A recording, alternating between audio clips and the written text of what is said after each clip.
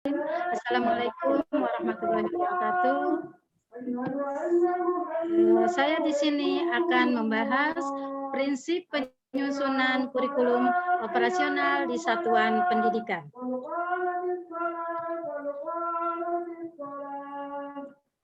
Oke, pengantar penyusun kurikulum operasional di satuan pendidikan yaitu 1. Kurikulum operasional di satuan pendidikan membuat rencana proses belajar yang diselenggarakan di satuan pendidikan sebagai pedoman seluruh penyelenggaraan pembelajaran untuk menjadikannya bermakna. Kurikulum operasional satuan pendidikan dikembangkan dengan konteks dan kebutuhan peserta didik di satuan pendidikan.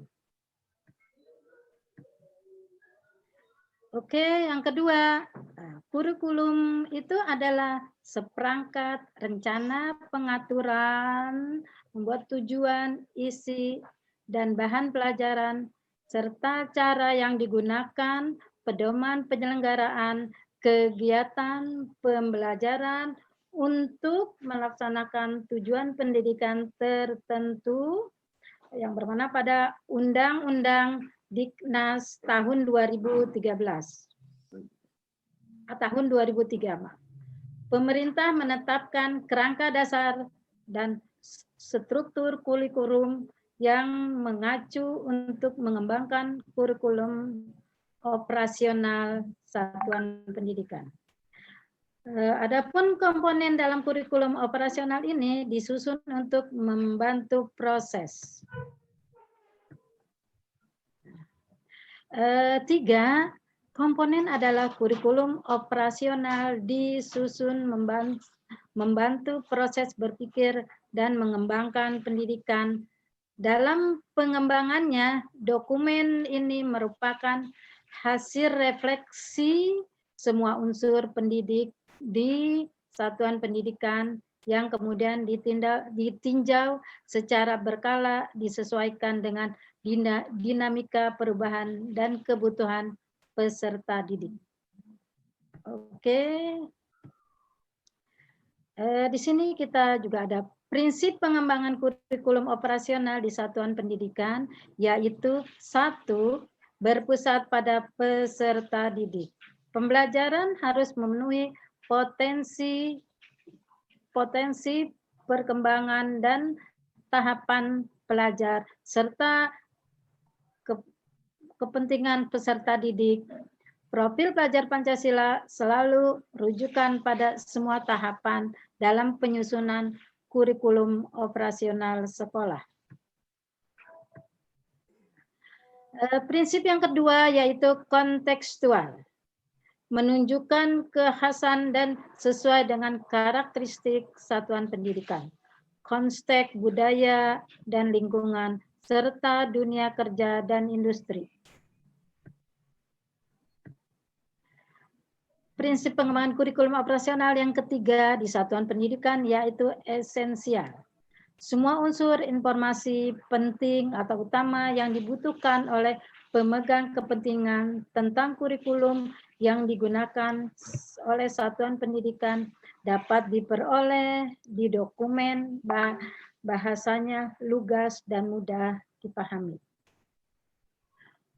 Untuk membuat naskah atau kutipan yang sudah ada di naskah lain, dokumen tidak perlu membuat kembali misalnya lampiran Kemendikbud seperti CP, struktural, dan lain-lain dalam dokumen kurikulum operasional.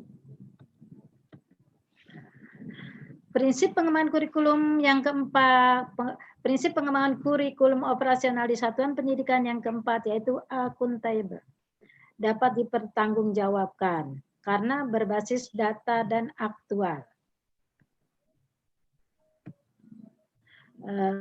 Prinsip pengembangan kurikulum operasional di satuan pendidikan yang kelima yaitu melibatkan berbagai pemangku kepentingan. Pengembangan kurikulum satuan pendidikan melibatkan satuan pendidikan dan berbagai pemangku kepentingan lain seperti orang tua, organisasi, berbagai sentral, serta induk dunia kerja untuk SMK. Di bawah koordinasi dan supervisi pendidikan atau kantor kementerian yang menyelenggarakan urusan pemerintahan di bidang agama sesuai dengan kewenangannya. Oke, saya lanjut dengan profil pelajar Pancasila sebagai acuan dalam menyusun visi, misi, dan tujuan di satuan pendidikan.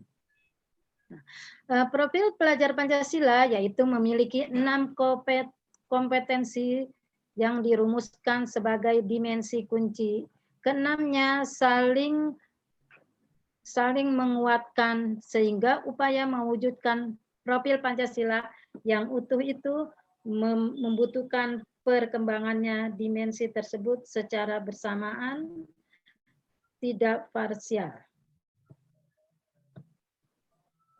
Oke, profil Pancasila sebagai acuan dalam menyusun misi dan visi di satuan pendidikan, yaitu ada 6. 1, beriman, bertakwa kepada Tuhan Yang Maha Esa, berakhlak mulia, seperti kita sudah ketahui ya, beriman yang bertawakal kepada Tuhan Yang Maha Esa itu seperti menjalankan perintahnya dan menjauhkan segala larangannya. 2, berkebinekaan global. 3, bergotong royong. 4, mandiri. 5, bernalar kritis. Dan 6, kreatif. Oke, terima kasih. Segitu aja paparan dari saya. Assalamualaikum warahmatullahi wabarakatuh. Keren.